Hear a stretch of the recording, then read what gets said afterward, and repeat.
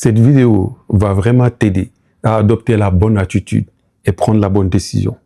Si aujourd'hui, tu fais face à une situation qui semble presque impossible à résoudre, être avec une personne qui a tout pour te rendre heureuse, mais avec qui l'intimité ne fonctionne pas comme tu l'espérais.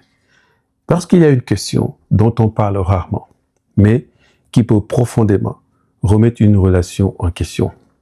Peut-on construire une vie avec quelqu'un qu'on aime profondément, mais avec qui la connexion physique n'est pas au rendez-vous? Et surtout, comment savoir si cela peut évoluer dans le futur ou si cela révèle un manque plus profond dans votre couple?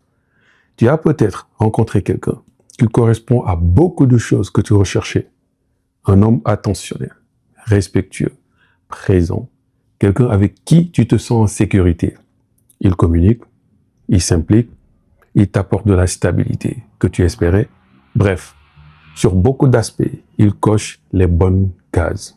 Tu pourrais même te dire, cette fois, j'ai peut-être rencontré la bonne personne. Mais il y a un sujet difficile à ignorer. C'est la performance sexuelle de ton partenaire. Si ce n'est pas aujourd'hui à la hauteur du reste de votre relation. Et à partir de là, une question s'impose. Est-ce que je peux vraiment bâtir une vie avec quelqu'un qui me rend heureuse, mais avec qui l'intimité n'est pas pleinement épanouissante? C'est là que la confusion commence. Tu apprécies profondément cette personne, tu n'as pas envie de la perdre, mais en même temps, tu ressens de la frustration. Tu aimerais retrouver une connexion plus naturelle, cette complicité, cette sensation d'être pleinement aligné avec lui.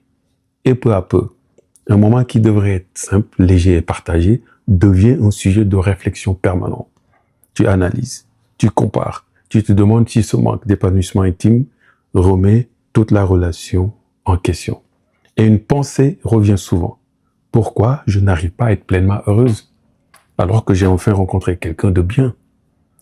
Et à force, tu commences à douter de la relation, de tes sentiments, et tu te demandes si tu fais face à un simple blocage passager ou à une incompatibilité beaucoup plus profonde. Et c'est souvent à ce moment-là qu'un autre doute apparaît. Tu commences à te demander, est-ce que je suis trop exigeante? Est-ce que j'accorde trop d'importance au sexe? Ou au contraire, est-ce que je suis en train d'accepter quelque chose qui risque de devenir une grosse frustration permanente dans l'avenir? Alors, tu repousses la question naturellement. Tu te dis que le temps arrangera peut-être les choses, que la connexion viendra naturellement. Et parfois, tu attends des mois, des années même des fois, jusqu'au jour où cette frustration silencieuse finit par prendre plus de place qu'elle ne devrait dans ta relation. Cette question revient d'ailleurs très souvent en accompagnement. Récemment encore, une femme me disait « Je suis avec quelqu'un de très bien. Il est attentionné, présent, il me respecte. Mais dans notre intimité, je ne trouve pas cette connexion que j'espérais. » Et c'est exactement là que se pose la vraie question. Est-ce qu'on parle d'un blocage qui peut évoluer ou d'une incompatibilité beaucoup plus profonde? Parce que ces deux situations peuvent se ressembler au début, mais elles sont bien différentes. Et c'est ce que beaucoup de personnes ne comprennent pas souvent. Elles cherchent immédiatement une réponse toute simple. Le sexe n'est pas important, il suffit d'aimer la personne. Ou à l'inverse, s'il n'y a pas d'alchimie sexuelle dès le départ, ça ne marchera jamais. Mais la réalité est beaucoup plus nuancée. La question n'est pas simplement « est-ce que notre sexualité est parfaite aujourd'hui ?» La vraie question est « pourquoi est-ce que cette connexion n'est pas encore présente là ?» Parce qu'il existe deux situations complètement différentes. La première, c'est une véritable incompatibilité. Les besoins ne se rejoignent pas. Les attentes sont très éloignées. Les rythmes sont différents. Et les préférences ne correspondent pas, tout simplement. Et malgré une vraie volonté des deux côtés, il y a un décalage qui reste et parfois, il faut avoir l'honnêteté de reconnaître que deux personnes peuvent être formidables, mais ne pas être compatibles sur ce plan-là. Ce n'est pas un échec. Ce n'est pas forcément que quelqu'un est mauvais dans la relation. C'est simplement une réalité relationnelle qui est là. Mais il existe une deuxième possibilité et c'est là, c'est celle que beaucoup oublient. Parfois, le problème n'est pas une incompatibilité, très souvent d'ailleurs. C'est une intimité qui n'a pas encore été construite. Parce qu'une connexion sexuelle peut être freinée par beaucoup de choses. Il y a le stress, la pression de réussir, la peur de décevoir, le manque de communication, le fait de ne pas encore connaître suffisamment ni le corps, ni les besoins de l'autre. Ça peut aussi provenir de blessures personnelles ou un manque de confiance. Et dans ces cas-là, ce n'est pas la même histoire. Parce qu'une difficulté peut évoluer lorsque les deux personnes sont prêtes à apprendre ensemble. Certaines personnes quittent une relation pleine de potentiel simplement parce qu'elles pensent que l'alchimie doit être immédiate. Elles n'ont jamais pris le temps de construire cette dimension du couple.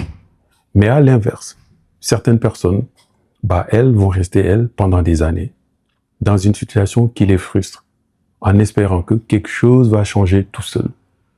Mais dans les deux cas, la décision est souvent prise trop rapidement ou beaucoup trop tard. Alors, avant de décider de rester, voire même de partir, ne regarde pas uniquement à la qualité de vos rapports aujourd'hui. Regardez surtout la capacité à votre couple à évoluer. Parce qu'une sexualité peut progresser, mais pas une seule personne porte le changement. Il faut deux personnes curieuses, deux personnes ouvertes, capables d'en parler, sans honte, sans accusation et sans se mettre sur la défensive. L'absence de perfection n'est pas forcément inquiétante. L'absence de volonté de construire, oui. Alors, avant de prendre une décision définitive, pose-toi ces 4 questions. La première, est-ce qu'on peut parler librement de notre sexualité? Sans honte, sans gêne, sans peur de blesser ou d'être jugé. Parce qu'un couple qui ne peut pas parler de ce sujet aura beaucoup de mal à faire évoluer sa sexualité. La deuxième, est-ce que chacun est prêt à apprendre ce qui fonctionne pour l'autre? Parce que l'alchimie n'est pas toujours quelque chose qu'on trouve. Parfois, c'est tout simplement quelque chose qu'on construit. Et la curiosité est souvent plus importante que la performance. La troisième, est-ce que le problème vient réellement de l'intimité? Ou est-ce que c'est le reflet de quelque chose d'autre? Quelque chose qui existe ailleurs dans la relation? Les conflits, le ressentiment, le manque de connexion émotionnelle, le stress du quotidien. Tout cela peut finir par avoir un impact dans la chambre. Et enfin, demande-toi si tu observes une évolution, même lente, même imparfaite, parce qu'une difficulté qui avance est très différente d'une difficulté figée que personne ne veut regarder. Quand tu regardes la situation sous cet angle, tu arrêtes de prendre une décision immédiate qui va uniquement se baser sur ta frustration actuelle du moment. Et tu regardes quelque chose de beaucoup plus important, de beaucoup plus profond, la capacité à votre couple à grandir. Parce qu'au fond, un couple durable n'est pas un couple où tout fonctionne parfaitement dès le départ. C'est un couple où deux personnes sont capables de construire ensemble ce qui leur manque. Et si tu découvres que cette volonté existe des deux côtés, alors la sexualité que vous avez aujourd'hui ne définit pas forcément celle que vous aurez demain. Mais en revanche, si l'on refuse systématiquement d'en parler, de comprendre, d'essayer, d'évoluer, alors le problème n'est peut-être pas uniquement votre sexualité. Le vrai problème peut être votre capacité à bâtir une relation ensemble. Alors, dis-moi en commentaire, penses-tu qu'une relation profondément épanouissante peut survivre à une sexualité moyenne ou est-ce pour toi un élément indispensable sur le long terme? Si tu sens que cette situation résonne avec ce que tu vis en ce moment et que tu as besoin d'y voir plus clair, je te laisse un lien dans les commentaires ou en description.